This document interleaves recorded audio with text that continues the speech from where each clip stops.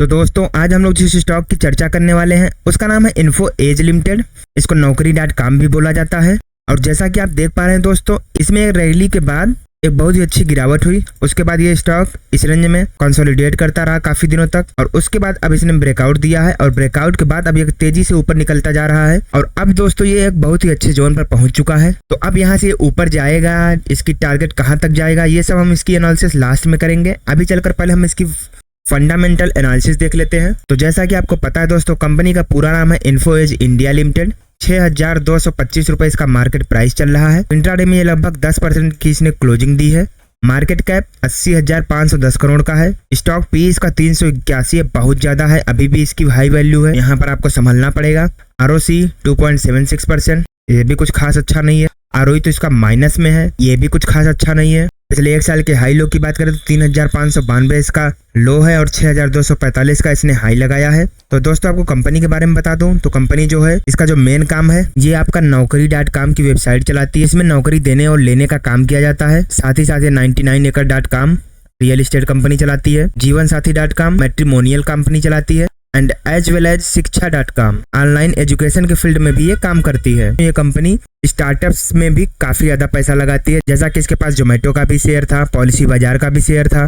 तो इन सब कंपनियों में भी ये काफी अच्छे से इन्वेस्टमेंट थी। तो ये सब कंपनियां जब छोटी थी तभी इसने काफी अच्छा पैसा लगा दिया था, तो वहां से इसने काफी अच्छा रिटर्न बना लिया है। कि दोस्तों ये इसका लाइफ टाइम चार्ट है और जैसा कि आप देखेंगे अभी हाल ही में इसने अपने लाइफ टाइम हाई लगाया है और अब ये जल्दी अपने लाइफ टाइम हाई के करीब पहुंच रहा है। इसके प्रोज एंड कॉन्स की बात करें तो कंपनी जो है वो ऑलमोस्ट डेप्ट फ्री है एंड कॉन्स की बात करें तो 4.9 टाइम्स बुक वैल्यू पर अभी ये ट्रेड कर रहा है और पिछले 3 सालों का इसका जो ROE है वो 7.72% ही रहा है, यानी कि काफी लो रहा है। दोस्तों अगर इस कंपनी के पीयर कंपैरिजन की बात करते हैं तो इसमें आपका जोमेटो हो गया 197 यानी पेटीएम हो गया, India Mart, Just Dial, Intrasoft Technology, Suvidha Info जैसी और भी कंपनियां इसी सेक्टर में काम करती हैं। दोस्तों अगर हम इन्फो एज के क्वार्टरली रिजल्ट्स की बात करते हैं तो इसमें जो सेल्स ग्रोथ है वो दिसंबर 2020 में 278 करोड़ का था, दिसंबर 2021 में 421 करोड़, दिसंबर 2022 में 590 करोड़ और दिसंबर 2023 में 627 करोड़ का था। वहीं पर नेट प्रॉफिट की बात करते हैं तो जहां दिसंबर 2020 में 679 करोड़ का प्रॉफिट था, दिसंबर 2021 में 4,633 करोड़ का प्रॉफिट था, यानी बहुत ही मैसिव यहाँ पर प्रॉफिट देखा गया। उसके बाद दिसंबर 2022 में ये वापस से घटकर 46 करोड़ पर आ गया और अभी दिसंबर 2023 तक 119 करोड़ का इसमें प्रॉफिट दिख रहा है।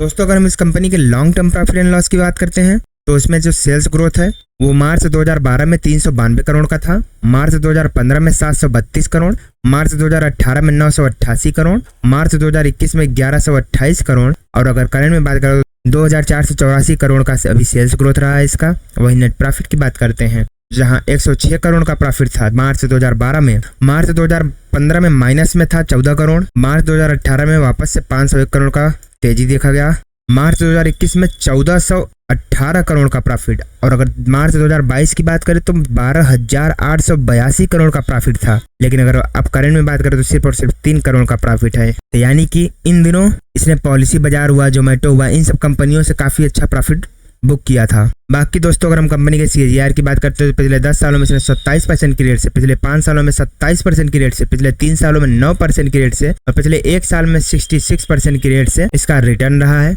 और वहीं पर हम कंपनी के बोरोइंग्स की बात करें तो जहां मार्च 2012 में सिर्फ और सिर्फ 1 करोड़ का उधार था और ये उधार मार्च 2019 तक 1 करोड़ ही रहा, मार्च 2020 में बढ़कर 77 करोड़ हुआ और अगर करंट में बात करें सितंबर 2023 तक तो 274 करोड़ का उधार हो चुका है इस कंपनी पर। वहीं टोटल एसेट की बात करते हैं तो जहां 710 करोड़ का एसेट था मार्च 2012 में, मार्च 2015 में 2217 करोड़, मार्च 2019 में 3,189 करोड़ और करंट में बात करें तो 24,079 करोड़ का एसेट अभी भी है कंपनी के पास।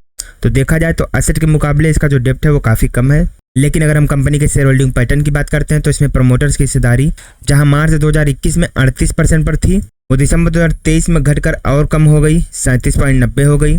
FIIs की बात करें तो जहां 39.33% पर थे, इन्होंने कम करके 30.47% कर दिया। DIIs की बात करें तो 11.25% से 19.46% कर दिया, यानी कि बढ़ाया। गवर्नमेंट की बात करें तो जहां गवर्नमेंट का कोई भी हिस्सा नहीं था, गवर्नमेंट ने दिसंबर 2023 तक 0.58% का हिस्सा खरीद लिया है। वहीं अगर पब्लिक की बात करें तो जहां 10.81% पर थे 11.38% पर आ चुके हैं। बाकी दोस्तों अगर हम कंपनी की फोरेंसिक एनालिसिस करते हैं तो इसमें जो आपका डिप्रिसिएशन इफेक्ट है उसमें कोई दिक्कत की बात नहीं। आरओई पिछले 10 सालों में इसका ठीक है, पिछले 2-3 सालों में गड़बड़ हुआ है लेकिन पिछले 10 सालों में इसका ठीक रहा है। करंट वर्सेस हिस्टोरिक वैल्यूएशन की बात करें तो पिछले 3 सालों में ये भी काफी अच्छा रहा है। कैपेक्स वर्सेस आरओसीई की बात करें तो आरओसीई भी इसका काफी तेजी से ग्रो किया है।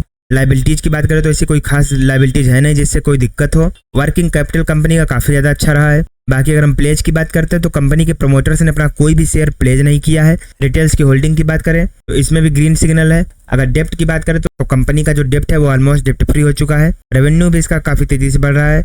हाँ, इसका जो शेयर प्राइस है वो उतना तेजी से अभी नहीं बढ़ा है, लेकिन इसके जो प्रमोटर्स हैं उन्होंने अपने पिछले 90 डेज में कोई भी हिस्सेदारी कम नहीं करी है।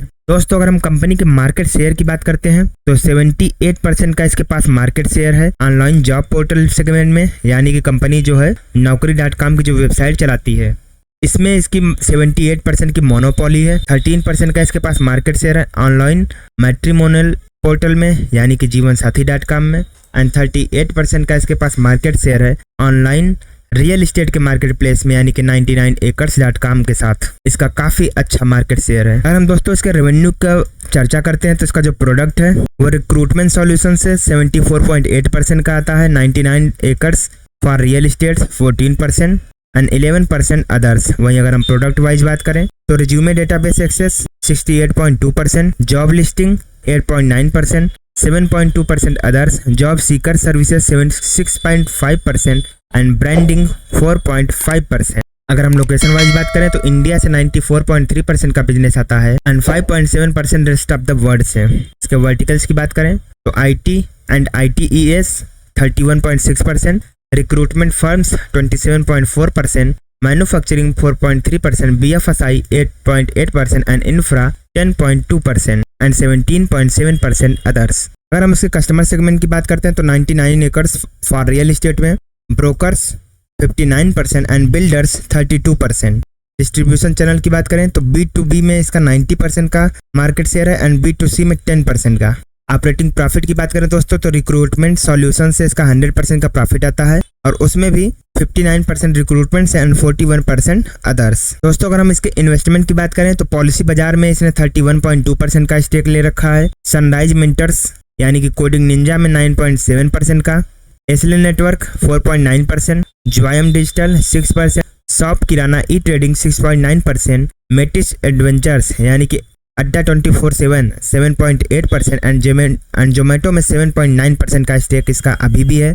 वही अगर हम इसके ब्रांड वाइज ब्रेकअप करें तो naukri.com 75%, जीवन साथी 3.7%, शिक्षा 5.7% एंड 99 एकड़ 14.9%। तो दोस्तों वापस हम लोग इसके चार्ट पर आ चुके हैं और जैसा कि आप देख पा रहे हैं आज इसमें लगभग 10% की अच्छी तेजी दिखी और अब दोस्तों ये अपने एक लेवल तक पहुंचने वाला है। तो यहाँ पे कोई भी इन्वेस्टमेंट करना ठीक नहीं है क्योंकि इसका जो आने वाला टारगेट है वो जल्दी 6800 के आसपास देखने को मिल सकता है। तो अब इस लेवल पर इन्वेस्टमेंट करना ठीक नहीं होगा क्योंकि यहाँ पर आपको सही स्टॉप लॉस नहीं मिलेगा। लेकिन हाँ, आप वेट करिए, अगर ये ऊपर चढ़ता है प्राइस और यहाँ पर एक प्राइस एक्शन बनाता है उसके बाद जब चलने शुरू करता है तो आप यहाँ पर एंट्री ले सकते हैं एक स्टॉप लॉस के साथ। लेकिन अभी दोस्तों अभी कोई भी क्लियर एंट्री नहीं है क्योंकि एंट्री यहाँ पर थी। लेकिन फिर भी अगर आपको लगता है कि यहाँ इन्वेस्टमेंट करना चाहिए तो वो आपकी खुद की मर्जी होगी, आपका खुद का रिसर्च होगा। अगर आप इन्वेस्टमेंट करते हैं तो आप उसके स्वयं के जिम्मेदार होंगे। बाकी दोस्तों वीडियो को लाइक करके कमेंट में जय श्री राम जरूर लिख देना।